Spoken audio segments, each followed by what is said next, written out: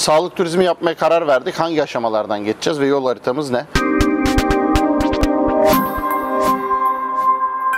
Öncelikle sağlık turizmi yaparken ortaklarınızı doğru seçmelisiniz. Sizlere bu yolculukta fayda sağlayacak kişilerle birlikte yola çıkmalısınız. Aksi takdirde dereyi geçerken at değiştirmek durumunda kalabiliyorsunuz. Sıklıkla karşılaştığımız noktalardan birisi, bu iş teoride basit, pratikte zor olduğu için süreç içerisinde bir şeylerin çok hızlı olacağını düşünüyor insanlar. Ondan sonra da kaynaklar kesilmeye başlıyor ve yarı yolda kalabiliyor projeler. Sağlam bir ekip kurdunuz. Sizleri yolda bırakmayacak bir kadroyla devam ediyorsunuz. Doğru bir ajans seçtiniz. Bu ajansla birlikte ilk yapmanız gereken doğru bir web sitesi hazırlamak. Bu web sitesinin sizi arama motorlarında ön plana çıkarabilecek yapıda olması gerekiyor. Burası bizim ana kalemiz. Daha sonra doğru bir stratejiyle, içerik planlamasıyla sosyal medya ve reklam yönetimlerine başlamanız gerekiyor. Ancak bundan önce unutmamanız gereken bir şey var. Eğer ki sonuç ve hasta gösteremiyorsanız o zaman yeni hastaları getiremiyorsunuz. Burayı unutmamak gerekiyor. Eski hastalar yok. Nasıl hasta getireceğiz? O zaman bazı triklerimiz zaten var. Modellerle bir şeyler yapabilmek,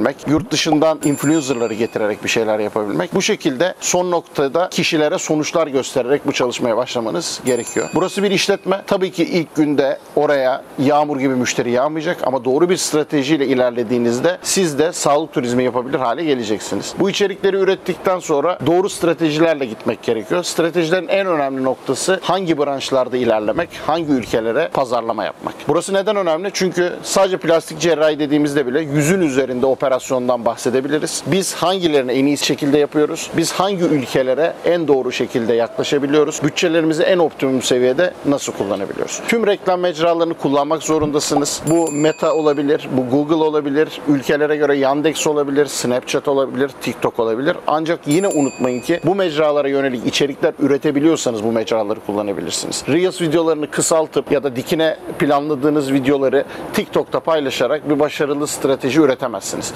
Buraya özel içerikler üretmeniz gerekiyor ki bu mecralarda başarı elde edebilelim. Akabinde sağlam bir CRM sistemiyle bu kurguyu başlatmanız gerekiyor. Çünkü ilk günden itibaren düşen leadler sizin için değerli. Daha sonra bu leadlere geri dönebilmeliyiz. Bu leadlere ulaşamasak da kampanyalar düzenleyebilmeliyiz. E-posta pazarlamaları yapabilmeliyiz ki sonuca ulaşabilelim. Çünkü şunları görebiliyoruz. İlk 3 ayda satışını yapamadığımız leadlere 6. ayda çok daha fazla satış üretebilmiş oluyoruz. Bunları da unutmamamız gerekiyor. Yine dijitalin yanı sıra outdoor'da da bir şeyler yapabilmeniz gerekiyor. Sizi dışarıdan destekleyecek olan acenteler, yurt dışında yapabileceğiniz B2B görüşmeleriniz. Bunlar size çok büyük güç kazandıracaktır hasta yönlendirmeleri noktasında. Ancak unutmamak gerekiyor ki Ukrayna'nın bir köyündeki kanser hastasına ulaşabilmenin yolu dijitalden geçiyor. Dijitalde de doğru ajansla çalışırsanız minimum bütçelerle maksimum geri dönüşler elde edebilirsiniz. Dijitali birinci sıraya bu nedenle koymamız gerekiyor.